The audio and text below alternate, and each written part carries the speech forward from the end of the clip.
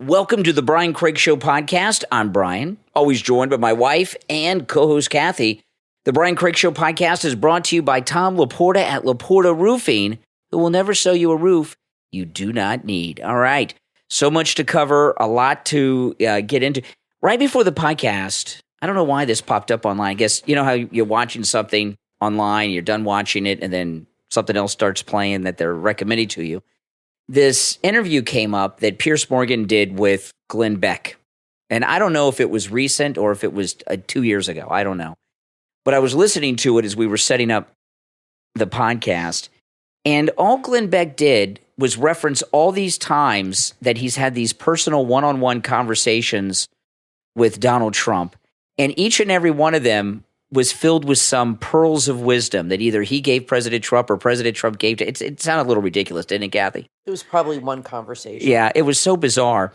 And, you know, Glenn Beck, back in the first campaign in 2016, was a never Trumper, right? He was pushing Ted Cruz. And, you know, there were a few of these big guys, Mark Levin, Glenn Beck, and a few others that were anti-Trump in 2016. And it was devastating to them. I mean, Glenn Beck destroyed his brand. I know he's still famous and rich and all that stuff, but he's not as famous as he was, and he's probably not as rich. I haven't listened to him for more than 5 minutes at a time. I don't know. How long has that been? 8 years? Yeah, right? Time. Right? I mean, so you guys, do you still listen to Beck? And what I've seen Glenn Beck do for like the last 6-7 years, because that was 8 years ago when he was an ever-Trumper, right? He's been trying to make us think that he likes Trump. Now, I'm not saying that Glenn Beck is all bad, okay? I don't know. And he did some stuff during the Afghan withdrawal, which was very good. He helped rescue and save a lot of lives, okay? So I don't want to take that away from him. But never trust a never-Trumper. And It's amazing to me, as big as Glenn Beck was, how he really destroyed his brand with his never-Trumperism, and he's never been able to fully recover from it. Mark Levin was able to recover, I think, a little. Well, Mark Levin just bought a big beach house here in Florida, okay, not too long ago. So not beach house, a mansion on the beach. So he's doing well. But he was able to recover from the never-Trumperism because Trump was calling him out and praising him at rallies, remember? Mm-hmm. And you had said, Kathy, I didn't realize this. I didn't think about it, but I've never heard Trump mention Glenn Beck. You said you never heard him mention Glenn Beck's name either. I have not, no. He mentions Mark Levin. Yeah. But he doesn't mention Ben Shapiro or, you know, I go by, you know, who he mentions and who he talks about. He did mention Laura Loomer last night. She was there and he brought up her name.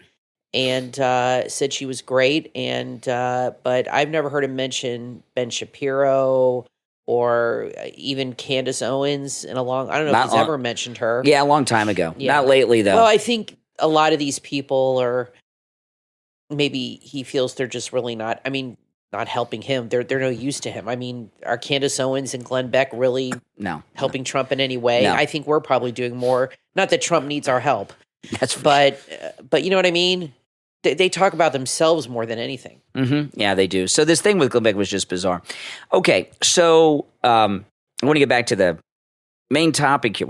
Start with the main topic, which is Pelosi. Pelosi had 2 incidents happen today, really a third, but I'm not sure if I'm even going to play the third. But she had 2 incidents that happened today. She refused to endorse Biden. And by the way, George Clooney withdrew his endorsement of Biden today. That's getting a lot of talk, George Clooney. And this is something I've not heard discussed yet because people are mentioning that Clooney had that big fundraiser. Yeah, he raised like $28 million. Well, okay. Here's the thing about those fundraisers, okay? $28 million. Maybe, but maybe not. And I'll tell you what I mean by that. Now the fundraiser that Clooney did is the one where Obama had to take Biden backstage. And I think that was the turning point where they decided to take down Biden because when Obama helped Biden get it off stage by holding on to him, that's when they started with that cheap fake nonsense, and now we see what's happening. But George Clooney came out today and said that Biden should drop out of the race, and he just had that fundraiser. What was it, $24 million? $28 million. $28 million. Yeah. Okay. these big money fundraisers, a lot of them are kind of like telethons, right? During the days of the Jerry Lewis telethon, you would get up there pledges. Okay, people have pledged. People don't always pay. And at these big fundraisers, they do raise a lot of money because you've got to pay a lot of money to get a ticket to get in, okay?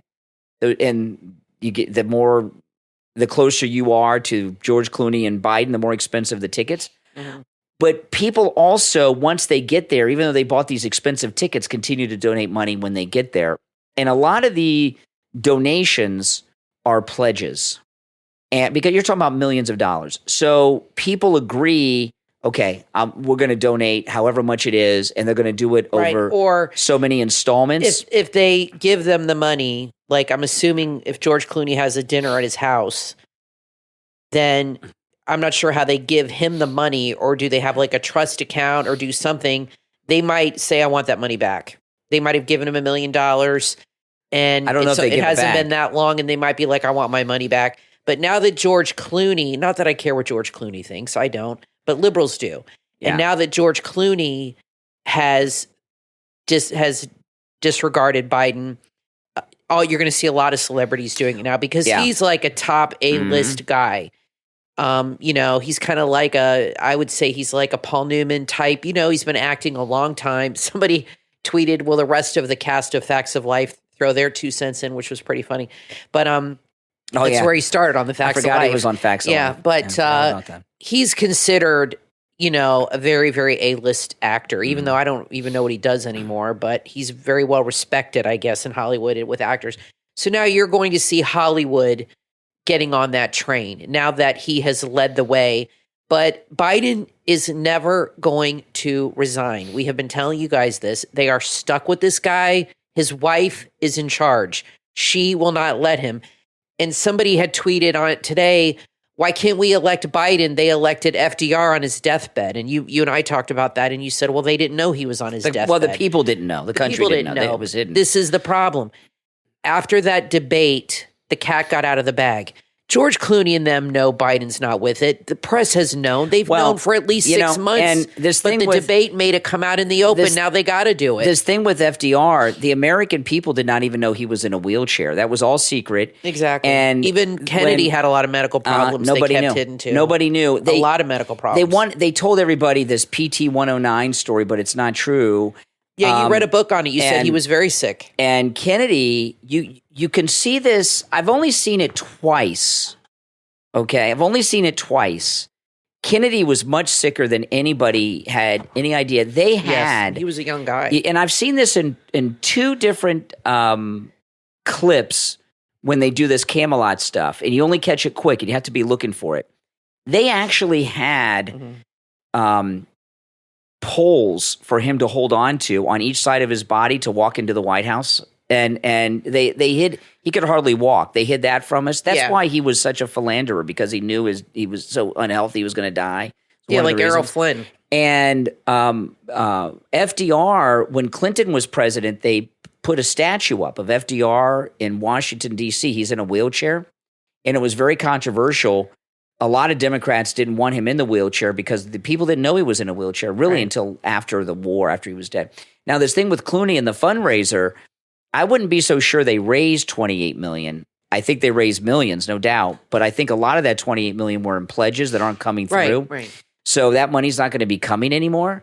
And the money stopped. Once the money stopped. Yeah, once the money stops, the campaign's going to fall apart because they need a lot of money. Okay. Well, plus you have super PACs, and you have other people that make commercials and things. And they're not going to want to do it either because they're not going to. Liberals like to feel they're a part of a group because they're all rejects in their deep down, and they love to feel part of something and special. That's how they are.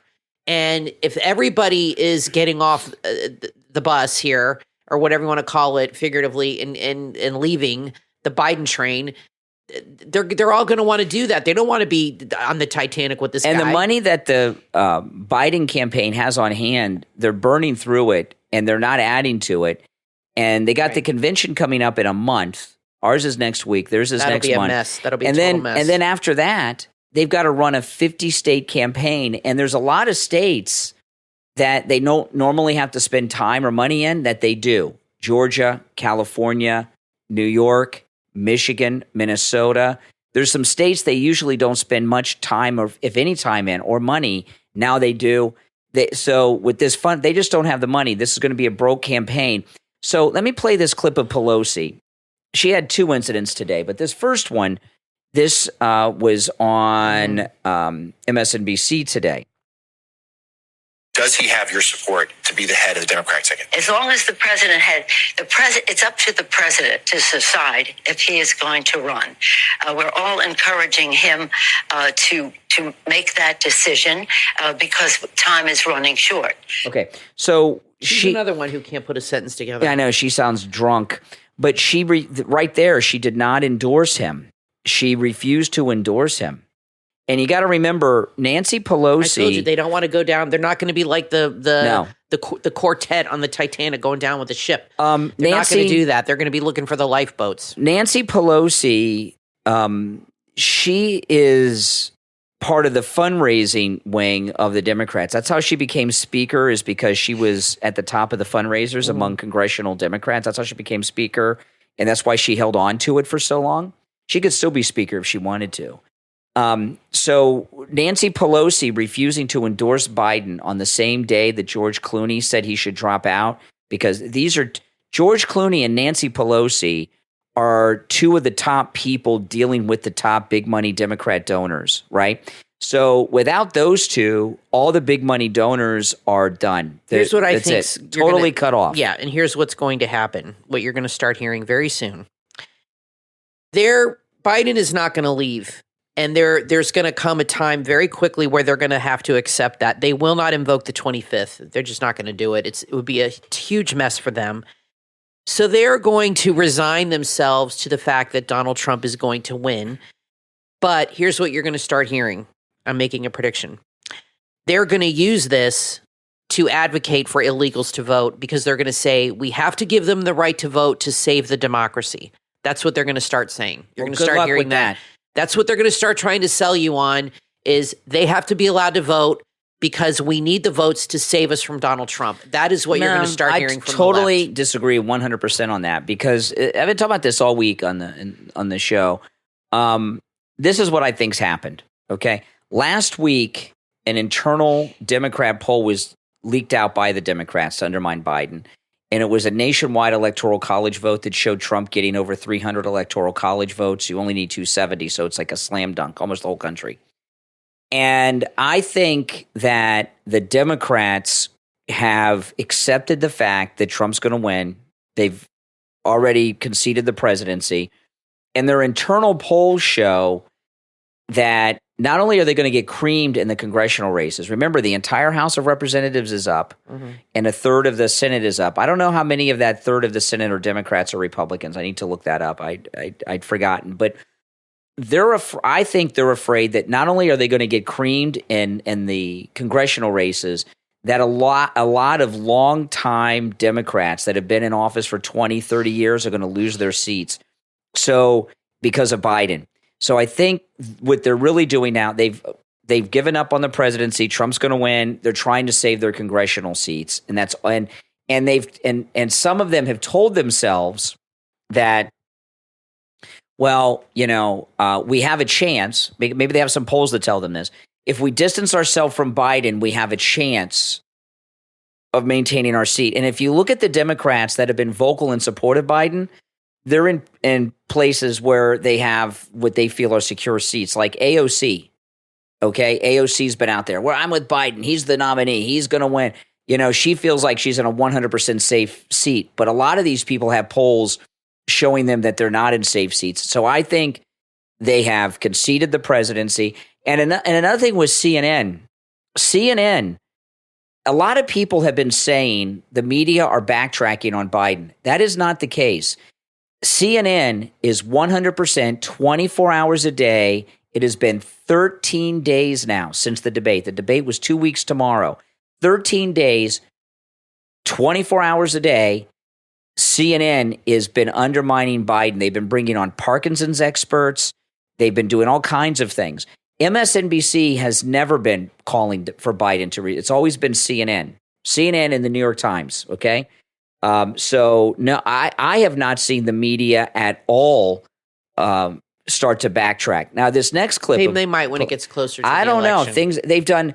they don't care. They don't care. They turned on a dime with this guy. They turn on a dime all the time. There's something going on with the deep state. They want Biden totally discredited. And I still stick by my theory that Jean-Pierre is working with the anti-Biden Democrats now. I'm not going to play the clip. I played it this morning, but yesterday, Ducey at the White House press briefing said, if the president doesn't do anything after 8, if there's a missile heading towards the United States at 11 o'clock, who does the Pentagon tell? The First Lady? And she talked about the National Defense Council. She didn't say, no, of course we would wake up the president if America... She didn't say that. And she's been doing these daily press conferences that are very long, taking nothing but questions about Biden's mental frailties. And there's no way she's working for that guy. Now, this next clip of Pelosi, she was walking through the Congressional Office Building, and a reporter, I think it's a CNN reporter, a black reporter, came up to Pelosi and got a little rough. Conveying to President Biden what you said this morning. I'm not having a conversation with you or anybody else about what I talked to President Beck. We don't do this here. Do you believe that? I never do, so it's nothing new. I understand, Madam Speaker. Do you believe that him waiting so long to make this I'm not decision? going to be making any comments in the hallway about the fate of our nation. Okay? Are you concerned whether or not he can win in November? I think he can. Do you believe he should run for re-election? I'm not. Am I speaking English to you? I'm not going to be making any statements about any of that right now. Now, I know the audio's not the greatest on that, but it's too good not to play. At the end, she says to this CNN, I'm pretty sure it's a CNN reporter, black reporter, she says, am I speaking English to you? And, she came unglued. These Democrats are not used to members of the liberal media asking them real questions and tough questions and doing these perp walk interviews like that one. And could you imagine if a Republican said that to a black reporter? Am I speaking English to you? Do you understand English? Oh, my goodness. Kathy. Well, she's already getting attacked for saying I wouldn't say it was racist. Not a lot at of all. people are saying that. No, I'm not at all. Like, I don't think because you are rude to a person of color that means you're a bigot. I mean, you can just be a rude person. That doesn't mean it's because I think she would have said it to a white girl too. I know it's not about the reporter. She's just a nasty witch. I mean, that's how she talks to everybody. Yes. And it's not about, so I'm not going to say what she said was racist and jump on that stupid bandwagon. No, but the left would say it if it was a Republican. No, but there are people on the right saying it about Pelosi. And I don't think it's good to play those kind of games and then get upset when they do that to us.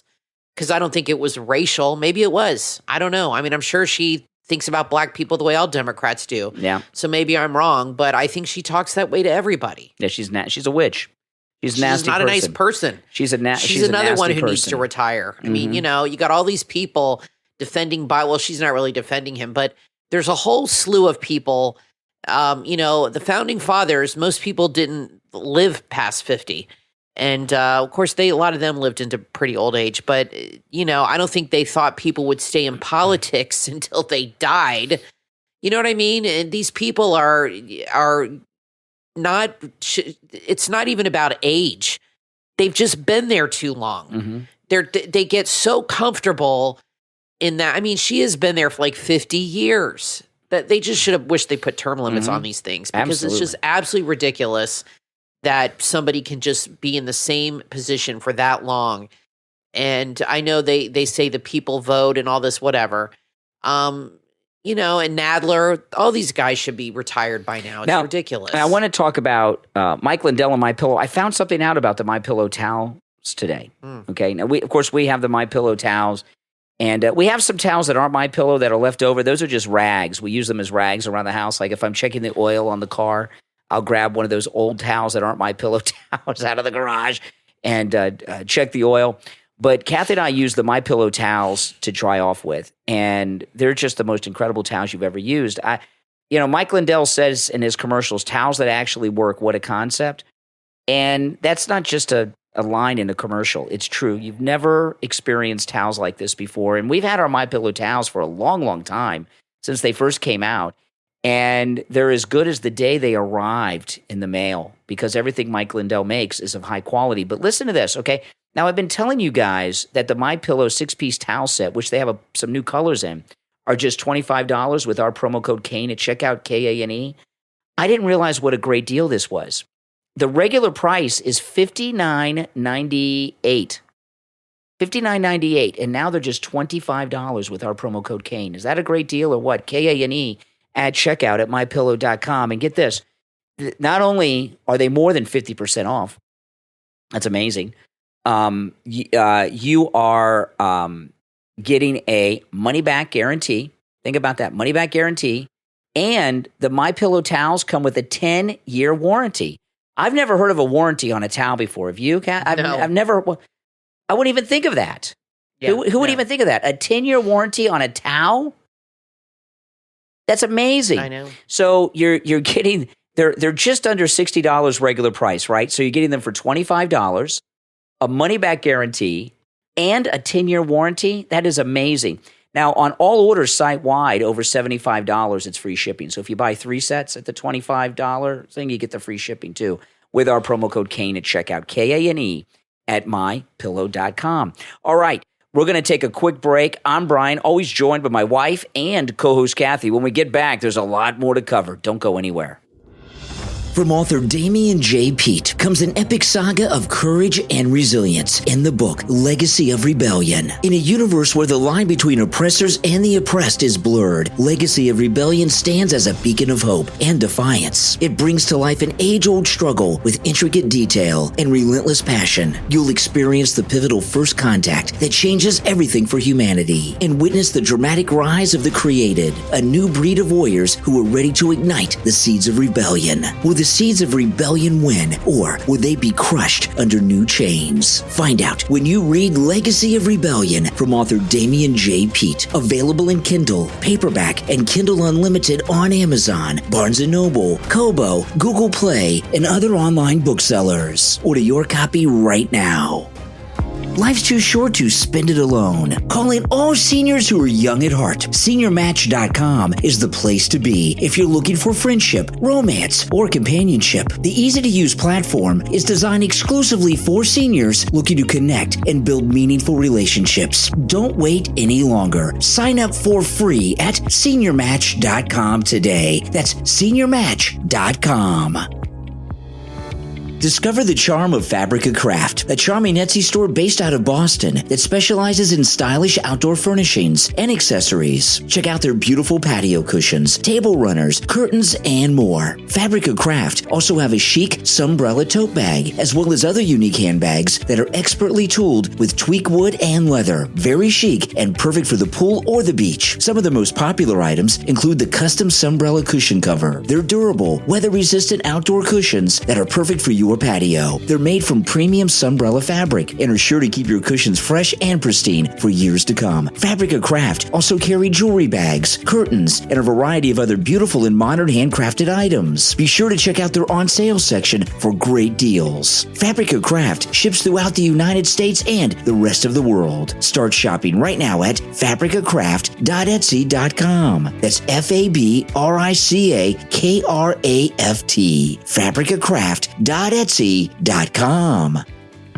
Do you want to live a healthier, longer life while saving on your health expenses? You'll learn how to do all that and more with the book from author Dr. Whistler St. Ville, Exercise, the Best Health Insurance, available on Amazon. With health insurance premiums going through the roof, this must-read book will show you a natural and affordable alternative, regular exercise. The author is a renowned physician and sports medicine expert. He shares how you can reduce health costs and boost your well-being through simple, effective exercise exercise. Exercise, the best health insurance, is filled with practical fitness strategies and highlights the incredible benefits of exercise. It also breaks down the complexities of the U.S. health insurance system. Empower yourself with the knowledge to prioritize self-care and learn how to navigate healthcare with confidence. This book is perfect for all ages and fitness levels. It'll become your roadmap to better health and financial security. Don't wait. Start transforming your life today and order your copy of Exercise, the Best Health Insurance from author Dr. Whistler Saintville. Available on Amazon. Take control of your health and your future now.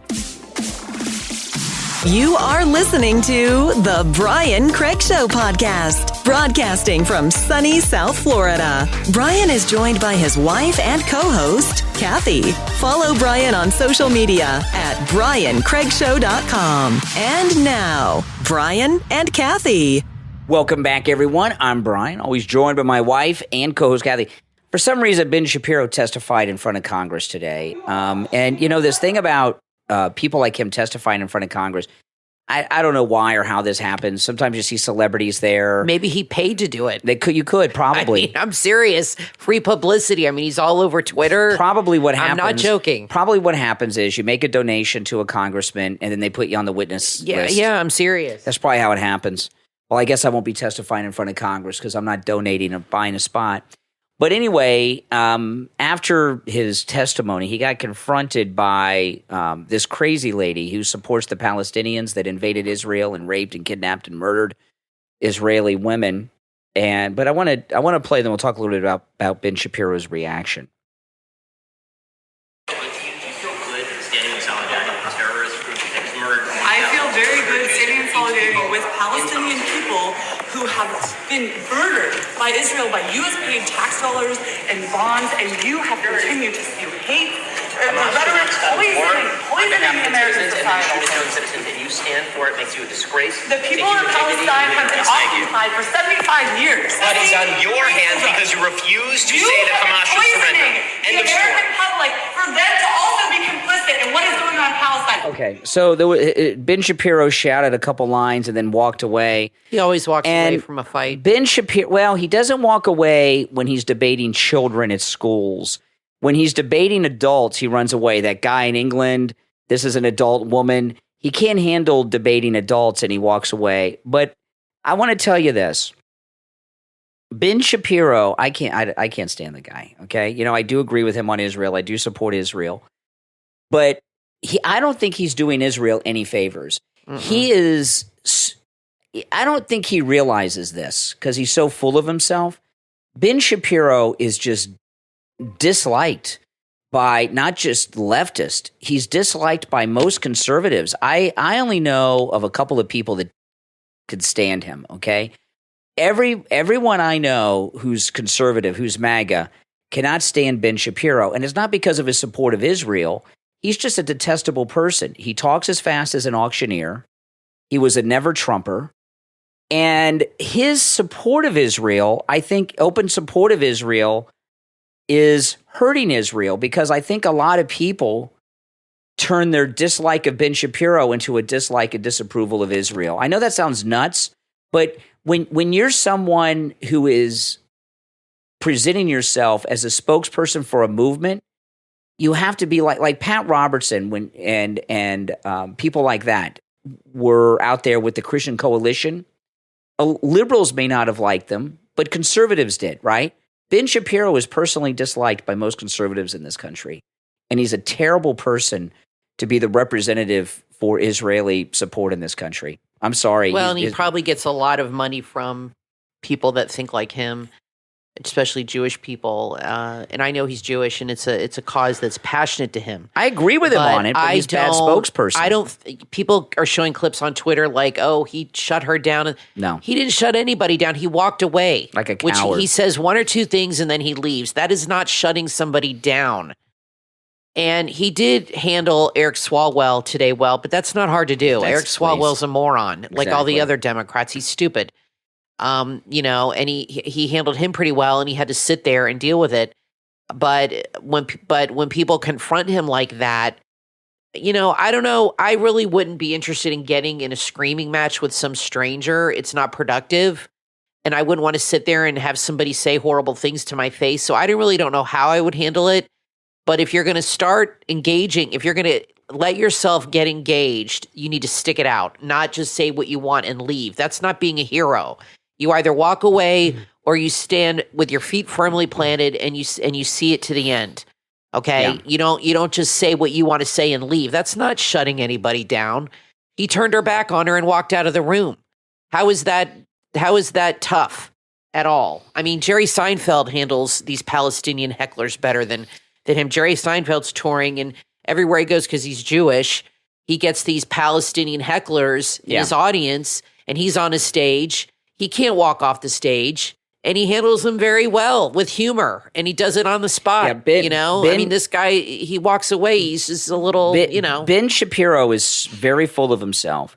So this would never register with him. He looked like a little boy who just walked away from his mommy and daddy. He is I wouldn't want him to be the spokesman for any cause. You cannot have a spokesman for a cause that is so disliked. They've got to be liked by at least the people. Well, then who is the prominent Jew in this country? That today? is Jerry Seinfeld. He's not even getting political on it. No, he's talking a lot. I saw him in Australia get heckled by Palestinians in Australia. He's a guy that's liked, but he doesn't take a side, and he's clever. He doesn't take a side, and he won't. He's not stupid. He's not going to destroy his career. You don't have to be a Jew to support Israel. He just says things like, oh yes, we're going to solve the whole Middle East crisis right here during this show, or he'll say something like, oh yes, we're all going to change our minds now because you shouted that at me. I mean, he says things like that, and then he moves on and whatever, but there's really nobody that I see right now other than Trump. Trump is standing up for Israel. Yep. And Christians and stuff like that. I don't understand Candace Owens' hatred of Jews. That's weird to me because most Christians defend Jewish people because Jesus was Jewish.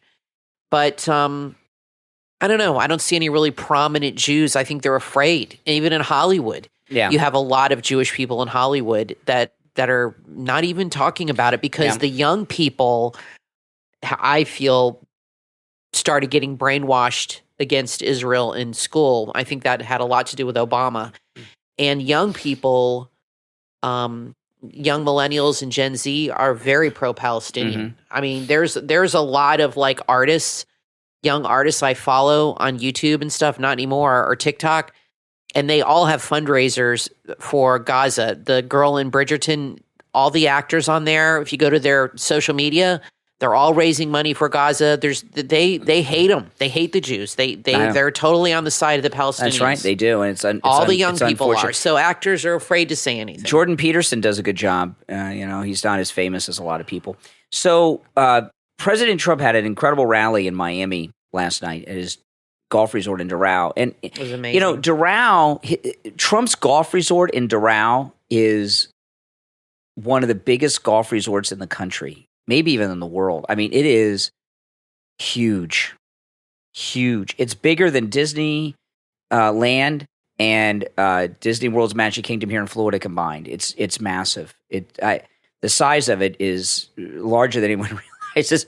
And think about how bad the economy is going right now. We have a president of the United States that had a rally with about 50,000 people on his own golf resort. And it's not even his only golf resort. He has them all over the world. And I heard some people say, well, I saw some aerial shots and I saw a lot of green, a lot of golf course. It didn't look like he filled it up. There were 45,000 just on the green where he had the speech, okay? The area is so big, They have to limit the crowd size based on the amount of security they have. He's a president and a presidential candidate. They can't have 1 million people in there. And everyone that went there yesterday in Florida, today too, but yesterday in Florida was a particularly hot and humid day. Oh, yeah. And I couldn't even watch the lead up to it. Oh, because it was so hot. And there were people there for 8-9 hours. You don't realize how hot Florida is. And humid, is. The humidity. Okay? It is not like summer up north. I've been up north in the summer, and it's hot, but it's not... You don't have the humidity. You don't have the humidity. it is like walking into a hot, wet oven is how I can explain it. Mm-hmm. Like your body will not cool off. And it does something with the way you sweat. It affects that. A heat stroke is very likely. And there was a guy sitting behind Trump last night. I thought he was going to drop dead. I had to look away because the guy, I thought he was going to collapse. Yeah. This guy, he was wearing a suit. He was standing behind Trump, and he honestly looked like he was not going to make it. I don't know how these people do it. And these are most of them, I'm assuming, healthy people. But that is not normal and good for your body. That is pure dedication to stand out in Miami in the middle of summertime. The heat factor was about 110 yesterday. And to wait for Trump, and then for him to come out there and talk. And all his kids were there. They were all wearing suits. Of course, they weren't sitting there all day, obviously. But it was very exciting to see Barron, and the crowd went nuts. And what he did is he introduced Don, and then he introduced Eric. Yeah. And then he said, and I was kind of hoping Barron would be there because he's 18 now. Maybe Melania's letting him go a little bit. And he said, and then we have another young man who's very young. He just turned 18, and the crowd went nuts. Oh, yeah, as soon as he said that, everybody stood up. Oh, yeah. And they knew. And Barron stood up. Everybody went crazy. And then what was interesting is some of his Don Jr.'s grandchildren were there. I mean, kids were there, including Don III and his other two daughters. And Kim Guilfoyle and his ex-wife were sitting near each other. Which is So crazy. it's one big happy family. It's crazy. Not like the Bidens at all. It's they're actually totally the opposite. No junkies. No, No junkies. they're all nicely put together, well educated. You know, the thing about the heat and the humidity yesterday, awful. And I didn't go to the rally yesterday because it's an outdoor rally. And on Saturday, those of you that follow me on YouTube, on Saturday I did a live stream in front of Patrick Bet-David's studios, right, Valuetainment. And I went for a ride on my Vespa. I had to go to the Vespa dealership for something, and I had to get a new helmet. And on the way back, I stopped and I did. And when I got home, because the heat and humidity is so bad, I had a mild heat stroke on Saturday. It wasn't a full heat stroke. I've had those before, but it was a mild heat stroke. And I came home and I, for hours, couldn't move. And I didn't go to the rally because of the heat and humidity. I went to... I don't know how people do it. I can only go to the indoor rallies because I just can't handle the heat and humidity all day long like that. And I was watching the Right Side Broadcasting people all day. And they got a new couple people this is like their third or fourth event. They're very good, but by the end of the day, the guy in particular looked like he was going to collapse. I could see it in his face from the heat. And another thing about those people deserve, recognition for sure. Another thing about the rally, okay, and at Doral in Miami, the traffic in Miami is some of the worst traffic in the world. Kathy and I have to go to Miami for one of her doctors every few months. And the highways are horrible. And the highways are horrible. The roads in Miami are about 40 years out of date, not just in the maintenance of them. They're too small. They're ready to collapse. They're really bad. The roads on a normal day during the week for that rally, because the gates opened at 2. So people are getting there between like say 2 and 6.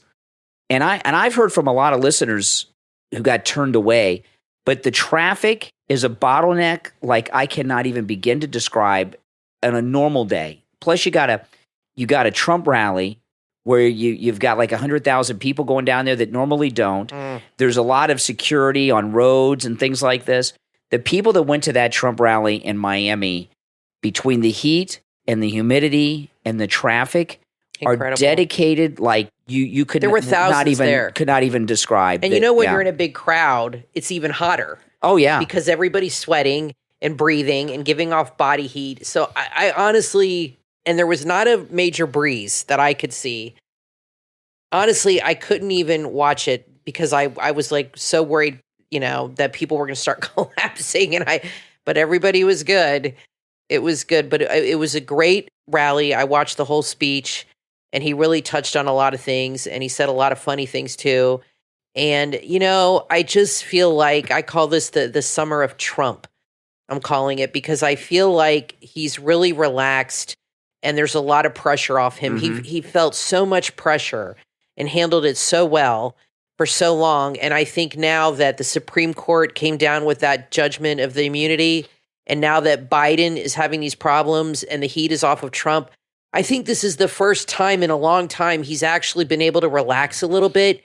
And not that he would be worried, but you know what I mean? And just like enjoy his life again and enjoy his family. And he was in a really good mood last night. I could see he was with his kids. I really wish his wife would show up once in a while. I've said that before. I don't know why she doesn't go to these things, but I know she just had a fundraiser and raised $1.5 million, which is nice, in New York.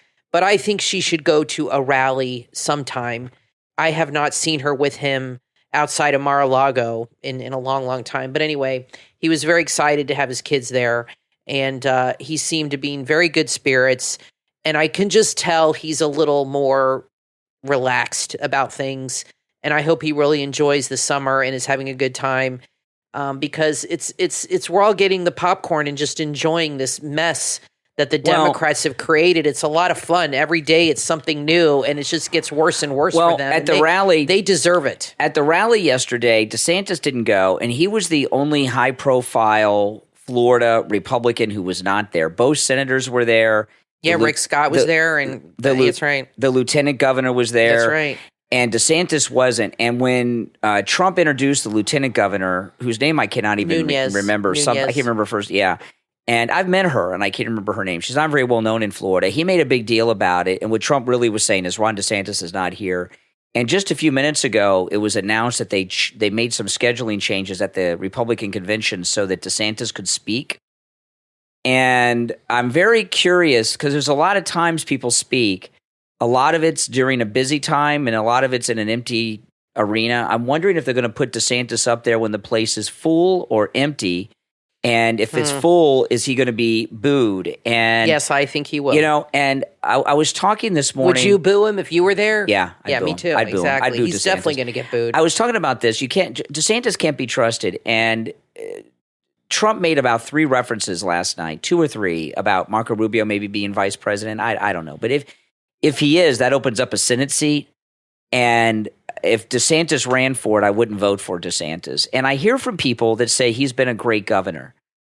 I wanted to talk to you about what Trump said about here. About let me guys. You can read Okay, it. let me finish with this first. So DeSantis has been a good governor, but he hasn't done anything special for Florida. I keep telling this to people. During the lockdowns, Ron DeSantis told spring breakers that they would be arrested if they went to the beach. During the lockdowns, DeSantis sent the Florida state troopers to our borders with other states, and they were checking people before they were allowed to come into Florida, like they were coming into East Germany. He did a lot of things that people have forgotten. There's a lot of revisionist history about DeSantis. And the other thing about DeSantis in Florida is this is what really burns me. People think that Florida was a mess before DeSantis. Florida has always been perfect and great. This is the greatest state. And DeSantis has not done anything to fundamentally change anything about Florida. It's always been a free place.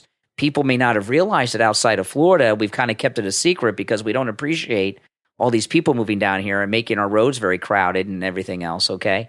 But he's been an okay governor. I'm not going to take that away from him, but he lied to us to become governor. He always hated Trump, and he was never MAGA. Mm-hmm. And he tipped his hand. And I think him not going to the rally in Miami, when he takes credit for flipping Miami red, which is nonsense Trump did. Do you think he wasn't invited, or because I think Trump just didn't even invite him? He could have gone. I would imagine. I don't know about that. He's not man enough to go. You can't trust. Maybe he's too afraid of the crowd. He'd get booed. Yeah, you can't trust DeSantis. Okay, I haven't read this. You sent me this. Mm-hmm. Okay, Trump was on Fox. He said J.D. Vance is a nice guy who looks like a young Abraham Lincoln. Trump said this. These are quotes of Trump? Quotes of Trump, yep. Burgum's abortion stance is an issue. Rubio has a residency complication, but is easily fixable. That's why I told you 2 candidates for the state. Hints that his VP pick will come this weekend or Monday. I think it's going to be Rubio. I think the abortion thing... That's bad. Trump is very aware of the abortion issue. That's why he's saying it's up to the states. That's really all he has said about it. And what is Doug Burgum, pro-choice? Is that the problem? Or is he hardcore, no exceptions at all? I don't know.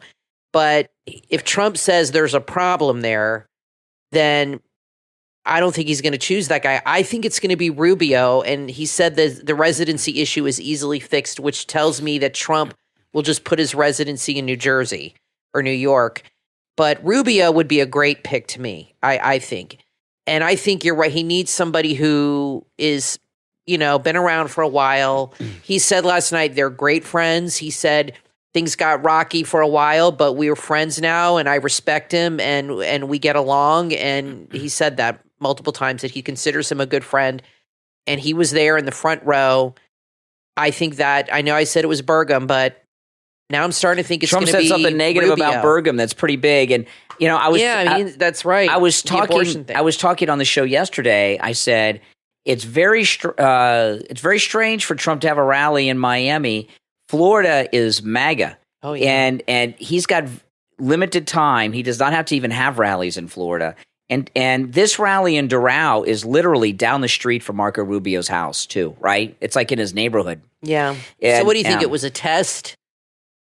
And he did say at the rally, he said, there's so much press here, Marco, because they think I'm going to announce you as the vice president, which I thought was interesting. And then he said... Why would he say that if he wasn't? And then he talked about some legislation they were going to pass, and he says, Marco, you'll vote for that, right? Oh, well, maybe you won't be there to vote for it, he said. Well, then so there you go. I thought, that's interesting. There you go. And that's a really good pick because Marco is Hispanic, and he, like I said, he's been around a long time. I think Marco's really grown up a lot. I think he acted really immature when he ran for president with the whole hands thing. And I think he was trying to be Trump. And not that Trump's immature, but you know what I mean? Trying to one-up him. He was trying to be funny. It just didn't work for him. Like Trump, it's just Trump is Trump. I mean, that's just who he is. You can't pretend to be somebody else. And only Trump can be Trump. They broke the mold with that guy. Well, and Trump also said last night, he said they ran a very rough campaign together in 2016. That's what I was saying, but they've been friends for years now. Yeah, exactly. So it's a stronger possibility today than it was like 2 days ago. I don't think Vance will do it because he's a new senator. I think he's too young. And he's young, and I think he's got a long career. He's not even 40. As a senator, so I don't think that's going to happen. But Rubio does want to be president. He has run before. He has a very ambitious wife like Jill and Melania, with nothing wrong with that. And it's amazing because after he wasn't even going to run for senator, he was when he ran for president, wasn't he a congressman? No. He was in the Senate. But remember you said he was like cleaning driveways or something. He had a job and then he decided I better get back into politics. When he was running for president in 2016, he said he was not going to run for re-election as a senator, and then he dropped out. Right. And then he was cleaning his driveway. Oh, yeah. And he said, this is what I'm going to be doing for the rest of my life. Then he said, I'm going to run for the Senate again. He decided, screw this. And I interviewed him when he was running for re-election last time, which was 2 years ago. And if you go back and listen to that interview, it was a very good interview. And Marco Rubio's, they called me and asked if I wanted to interview him. Mm-hmm. Well, and when I interviewed him, he's matured a lot. He's grown a lot. So if Trump picks him, I'm fine with that. But that tells me that those are the three he's narrowed it down to. Not Ben Carson, not Byron Donalds. This thing about Burgum and abortion, this abortion Burgum thing he mentioned, that might be the problem. Yeah. Before we break, I want to talk about Tom Laporta at Laporta Roofing. He's a good MAGA guy, and the number that I give you for Tom Laporta rings directly to his cell phone. Call him. He'll answer. You'll see. Or you can text him. You can call or text. And, Tom Laporta at Laporta Roofing, this is a big company, okay? This is not some guy in a truck. It's a very big company with top guys. I was just recently at one of his job sites, and I was blown away at the level of he doesn't have – I wouldn't call these guys roofers. I would call them artisans. They really are. It's a quality of roof worker that you don't normally see. And it's a big company. And for you to be able to get the owner of the company on the phone and have their cell phone, that's an absolutely amazing and very unusual thing. You don't go through an appointment setter. You don't go through a receptionist, anything. Directly to him. When I give you the number, call. He'll answer. You'll see. Or you can text. But if you want to hear his voice, call. Now, Tom Laporta works on every type of structure there is, single-family homes of any size, warehouses, schools, municipal buildings, churches, condominiums, apartment buildings. And he also works with every type of roofing material there is, okay? I could list some of them, but I don't even know all of them. Every type of roofing material there is, he works with it. And he covers a huge area here in Florida, from Jupiter to Miami, from Tampa to Naples, and everywhere in between, both the east and west coast of Florida. It's absolutely amazing. You can find him online at LaportaContracting.com or LaportaRoofing.com. Okay, LaportaRoofing.com. Now, here's his cell phone, 954-604-4602. 954-604-4602. That's 954-604-4602. For Tom Laporta at Laporta Roofing, when you call, make sure you tell him that you heard me talking about him, all right? We'll take a quick break and be right back. You've heard the news. People all over America are moving to new cities, new towns, even new states. But before you pack up and move your entire family, ask yourself this. Do you know anything about that new neighborhood? Don't just relocate. Relocate with confidence. Visit Maptimum.com. That's spelled MAP, T-I-M-U-M. And get to know your new neighborhood before you even pack a box. Whether it's across the state or across the country, Maptimum provides detailed, instantly generated reports on everything you need to know about your new neighborhood, from crime to schools, natural hazards, political leaning of the neighborhood, demographics, air quality, AI-generated insights, and more to help you vet your options. All you do is go to Maptimum.com, enter the area, the name of the neighborhood, or the zip code. That's it. You get a comprehensive snapshot at your fingertips. No more guessing and no surprises. So before you make that big move, make the smart move. Visit Maptimum.com. That's MAP, T-I-M-U-M. They cover the entire United States. Maptimum.com, your first step to a new beginning. Maptimum.com. From author Candace McCain comes a memoir that you will want to add to your must-read list. Facing Fear, Finding Hope. Available on Amazon. In this inspirational memoir, the author chronicles her courageous battle, her profound experiences of both loss and grief, as well as the remarkable journey towards self-discovery and healing. With heartfelt reflections on love, the enduring presence of departed loved ones, and the resilience of the human spirit, this memoir will touch your heart and inspire your soul. You will join Candace McCain on a transformative voyage where hope, faith, and the bonds of love overcome adversity. Her story is a testament to the strength of the human heart and the transcendental power of love that can illuminate even the darkest paths. This book is a perfect addition to your book club. Order your copy right now on Amazon. Available in Kindle, paperback, and hardcover. Facing Fear, Finding Hope from author Candace McCain. This is a story of courage, resilience, and the enduring power of love. Don't miss out. Order your copy today.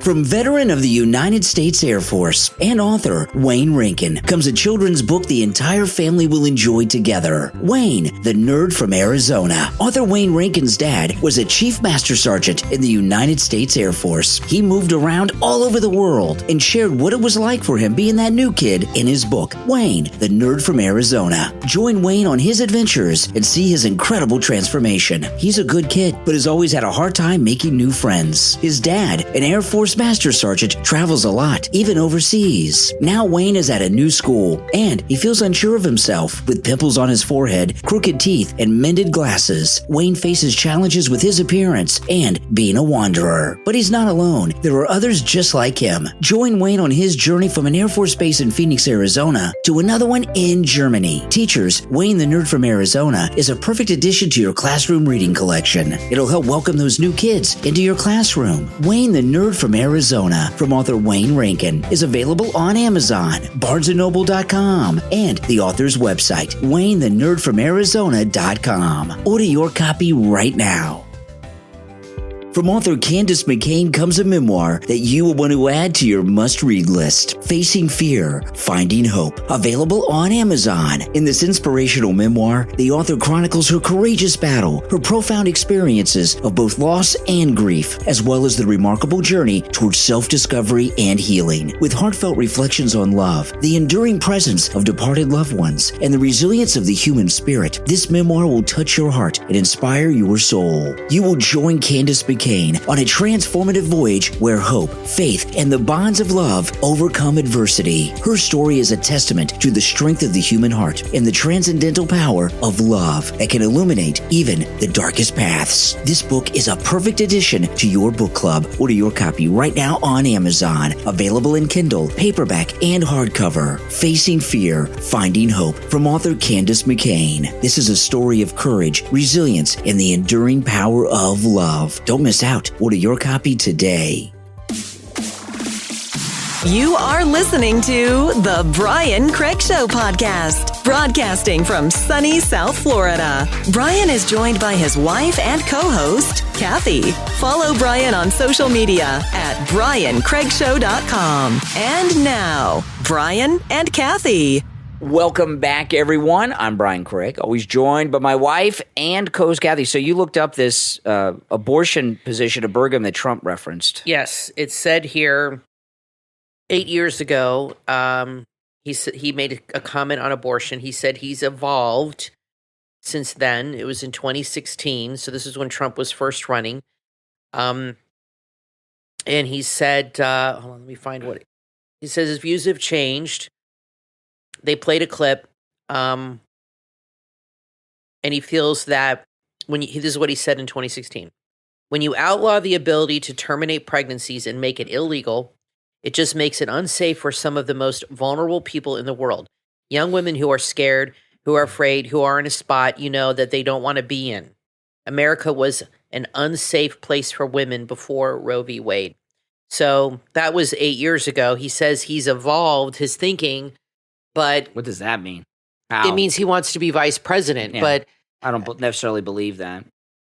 I really think Trump is thinking in terms of he needs somebody who's going to carry the torch, because we were watching that thing with Glenn Beck, and he talked about Trump, and he said he was upset because he didn't get to finish what he started, and they were undoing everything, and it really upset him because he felt like he let the American people down. Mm-hmm. He doesn't want somebody to come in after him again and reverse everything and have to sit there and watch everything he did get dismantled and just get destroyed. He needs somebody that he knows with confidence is going to not only win, but carry that on for another 8 years. Yeah. So he wants somebody, I think, a little younger and who is politically astute. I think I'm changing my mind. I think it's going to be Rubio. I think that's who he's going to pick. He made it pretty clear last night. I don't know why he would have said those things if it wasn't him. I think it's been decided. If it's not Rubio, I'd be shocked. I know I said it'd be Burgum, but I didn't know what he said about abortion. And Trump said today that's a problem. So if he's telling him it's a problem, it's a problem. You know what I mean? Trump is very aware of the abortion issue. He doesn't want to make it an issue. He wants to just say it's, he overturned Roe v. Wade. Mm-hmm. He doesn't want somebody on that says Roe v. Wade was a good thing, and how do you explain that? I mean, Well, and the Burgum could still be Treasury Secretary or something. The thing I want to talk about, we'll talk about Rubio in a minute, but I want to talk about this thing with Burgum with Roe v. Wade. See, when he says things were unsafe for women, Roe v. Wade was in 1973, okay? My mother's adopted. Yeah. And my mother was born in 1951, and she was adopted. And when my grandparents died, she tracked down her birth mother, and she met with her birth mother. And her birth mother gave my mother up for adoption in 1951, and she told her the story. And she said she got pregnant, and she went and stayed with a relative out of town, had my mother, and gave her up for adoption. They did it through a private doctor. She says that's what you did. Yeah, that happened to my cousin Lenore. She was adopted too. She was born in the late 50s, and so that she just met her birth family, and that's the same story. So that was 1951. So this idea that when women were pregnant, they ended up in alleyways and these things. I'm not saying none of that happened. Okay, terrible things happen right now as we're talking, right? But terrible things always will happen. But it wasn't the world that they want you to think it was. There were people did things like my mother's birth mother did in 1951. Imagine. And plus, the world has changed as far as how they view unwed mothers, and there's a lot more options for birth control.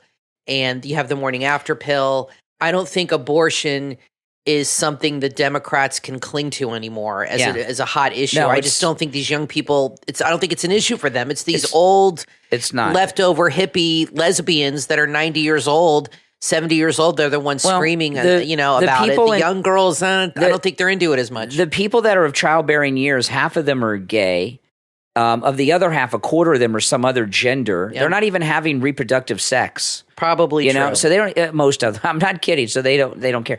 Now, this thing, if it's Rubio, whoever Trump picks, if it's Burgum, I don't care who he picks. I'm voting for him. But right, of course, if it's Rubio, I think that's a good move for a number of reasons. One, he has to pick the political apprentice, right, during his next 4 years. And Florida is soon to become the most populated state. By the next census, we may have more people than California. It's a very important state to have, for sure. Which means we'll have the most electoral votes. Right. But Florida will become, in the next census or two, the most populated state. The Republican Party home base is Florida. This is another thing that DeSantis effed up of his life, okay? Yeah, he did. This is the center of everything conservative, Republican, and MAGA.